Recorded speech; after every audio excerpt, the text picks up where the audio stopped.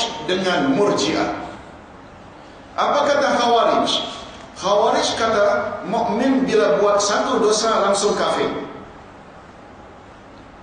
Pernah dengar istilah Khawarij? Iaitu golongan yang keluar dari kelompok Sayyidina Ali, tak setuju dengan tahkim Ali dengan Muawiyah. Kan panjang ceritanya. Siapa saja yang melakukan dosa besar langsung kafir. Murji'ah pula terlalu longgar. Murji'ah kata mukmin yang buat dosa besar imannya sedikit pun tak rosak. Sebab antara iman dengan dosa tak ubahnya seperti air bercampur minyak. Minyak hal minyak, air hal air. Imannya sedikit pun tak rosak bila dia buat dosa macam mana pun. Ahlus Sunnah wal Jamaah tengah-tengah. Mengkafirkan tidak macam Khawarij, mengatakan imannya tak rosak juga tidak sebagaimana Murji'ah. Apa kata Ahlus Sunnah wal Jamaah? Ahlus Sunnah wal Jamaah kata mukmin yang terlibat dosa-dosa itu mereka dipanggil mukmin fasik. Mukmin karena iman masih ada, fasik maknanya dia telah terlibat dosa. Sedikit sebanyak imannya jadi rosak. Barangkali itu yang ditanya tadi. Kalau kami buat dosa, asalkan kami sembahyang, kami mengucap kalimah syahadat, kami kan nanti akan masuk syurga juga. Begitulah pandangan Ahlus Sunnah wal Jamaah. Tapi apakah masuk syurga, mampu masuk syurga walau seminit? Ini masalahnya. Mereka bukanlah mukmin yang sempurna, tapi tidak mengkafirkan tak boleh. Lain halnya bila mereka dalam Ahlus Sunnah wal Jamaah menghukumkan arak itu halal. A dan B. A minum arak, B minum arak. A tidak salah, B juga tidak salah. Bila ditanya mengapa minum arak, lah aku tahulah arak itu haram, tapi aku tidak minum juga. Dia tidak kafir. Berbeza dengan B yang mengatakan mengapa minum arak, arak itu bukan haram pun.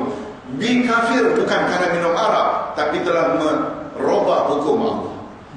A tidak salat, B tidak salat. A ketika ditanya mengapa tidak salat, malaslah, aku tahu salat itu wajib. B ketika ditanya mengapa tidak salat, salat bukannya wajib. B kafir bukan karena tidak salatnya, tapi dah merubah hukum Allah. Begitu kan? Wallahu a'lam bishawab. Kita habis, waktunya dah habis. Ibu diharapkan puas gitu ya. Alhamdulillah. Mau puas. Mau.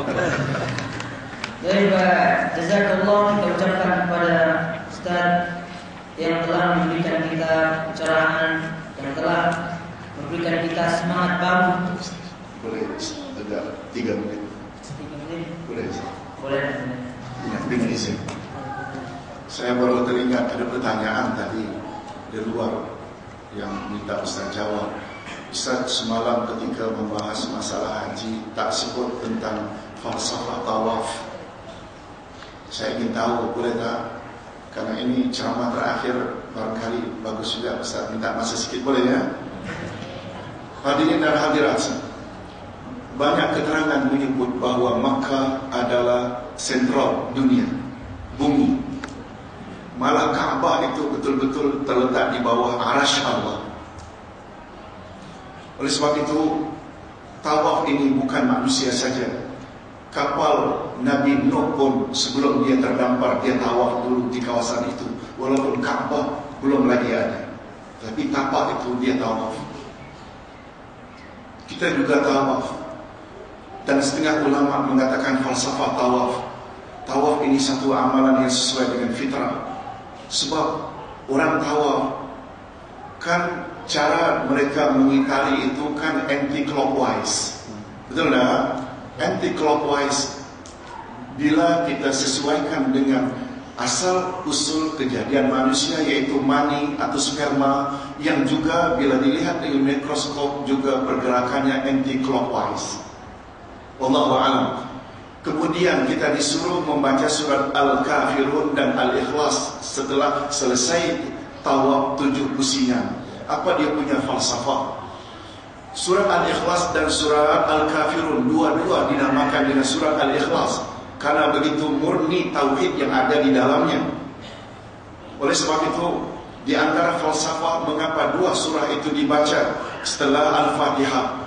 seolah-olah pengisytiharan kita, ya Rab, kami kelilingi Kaabah bukan sebagaimana dakwaan orang-orang kafir terhadap kami, kononnya kami sama dengan mereka menyembah batu, mengiringi batu. Tapi tidak, kami sebenarnya menyembah Engkau ya Allah, Tuhan Kaabah, bukan Kaabah. Itu sebabnya kita clearkan dengan Al-Ikhlas dan surat Al-Kafirun. Itu antara lain sedikit.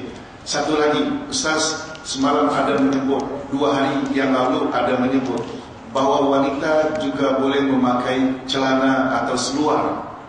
Tidakkah itu menyerupai lelaki yang pernah dilarang oleh Rasul? Ustaz kata memang dilarang oleh Rasul, tetapi dalam konteks celana yang menyerupai celana lelaki. Bila wanita memakai celana yang sempit, blue jean yang sempit dan yang menyerupai lelaki, memang dilarang oleh Rasul sallallahu alaihi wasallam.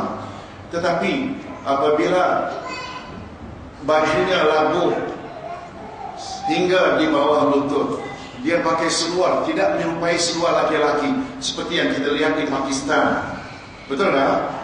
Bagi pandangan Ustaz itu tidak dilarang.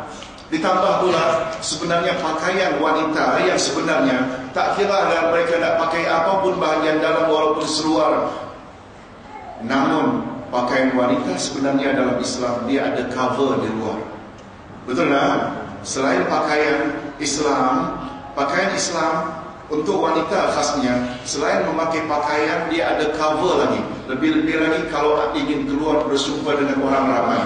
Bila dengan cover, walaupun macam mana pun bentuk bahagian dalam pakaiannya, dengan cover terselamat. Ini saja ya Ustaz, supaya kita jangan salah faham. Bila Ustaz katakan boleh pakai seluar, kononnya kita gunakan peluang sebagai green light untuk semuanya. Ustaz bimbang itu. Sebelum Ustaz tinggalkan ini supaya jangan timbul fitnah, Ustaz tidak bermaksud begitu. InsyaAllah clear ya? Clear. Ya. Tapi sama sekali mengatakan haram, Ustaz juga tidak setuju. Marilah kita wasatah dalam semua hal. Assalamualaikum warahmatullahi wabarakatuh.